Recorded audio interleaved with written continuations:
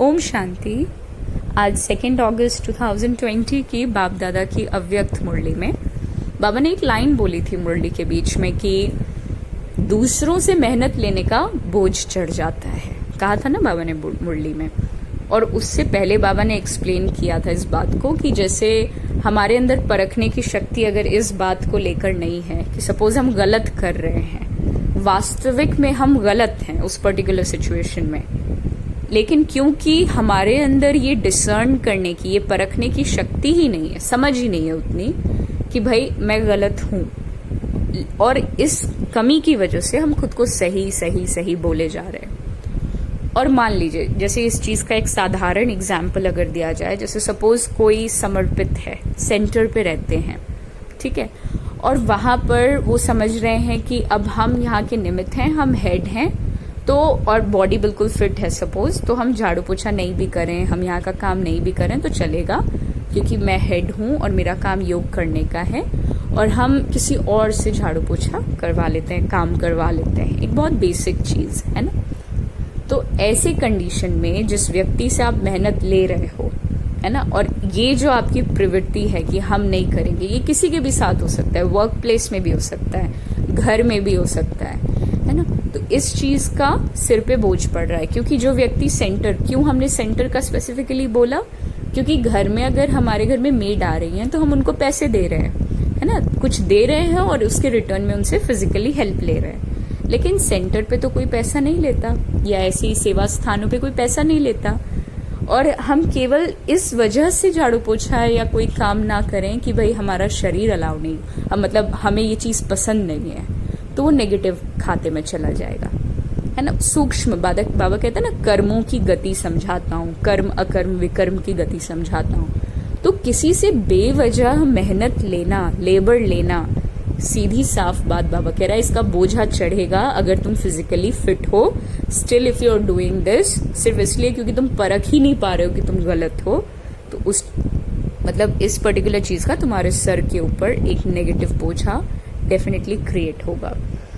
तो इसीलिए आज की मुरली ही बाबा ने होली हंसों से शुरुआत की थी, होली हंस की बात से, कि दृष्टि, वृत्ति, बुद्धि, है ना, ये चीजें कैसी होनी चाहिए, इस चीज की बाबा ने बिल्कुल स्टार्टिंग में व्याख्या कर दी।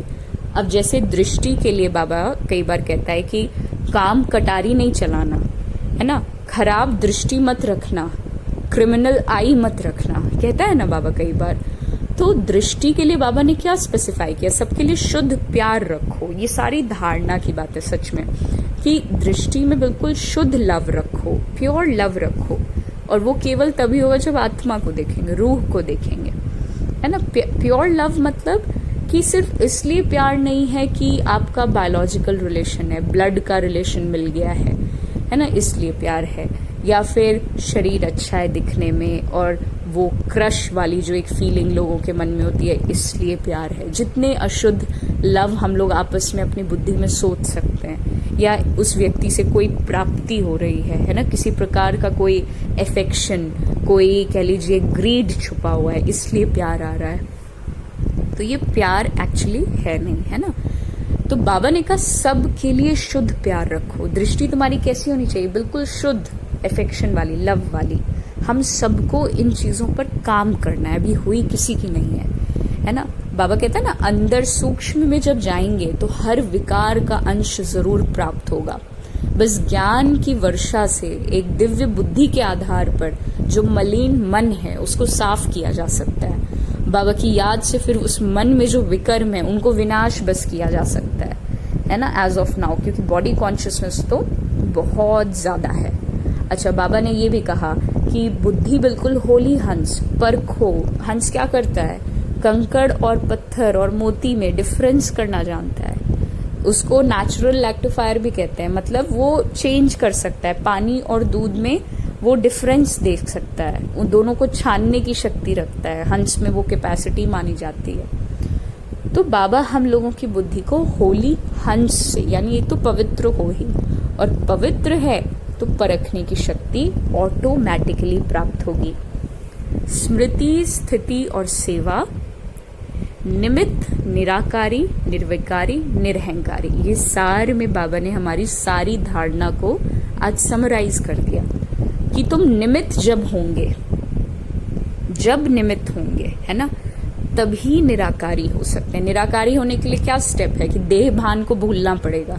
देह भान भूलेगा कब? जब मेरापन खत्म होगा। मेरापन कब खत्म होगा? जब निमित्त भाव होगा, ट्रस्टी भाव होगा। तो निमित्त भाव है तभी निराकारी है। निराकारी हैं, सोल कॉन्शियस हैं, तभी निर्विकारी हो सकते हैं, विकारों से मुक्त। निर्विकारी हैं तो अब निरहंकारी होना जरूरी है कि पता चला सारी विशेषताएं आ गई और विशेषताओं का अहंकार आ गया। तो निरहंकारी भी कौन हो सकता है? जो ये दो सीक्वेंस फॉलो करके रहेगा कि निराकारी और निर्विकारी, तब निरहंकारी। और ये तीनों चीजें पॉसिबल हैं निमित्त भाव से।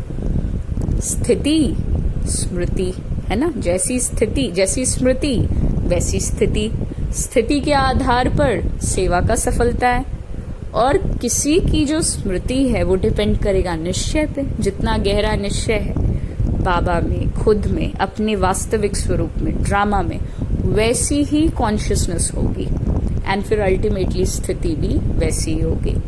और फिर ये जो सेवा की वृद्धि की बात है, सक्सेस की बात है, कार्मिक अकाउंट्स के करेक्शन की बात है, विकर्म विनाश की बात है, ये सारी बातें स्वतः सहज हो जाएंगी।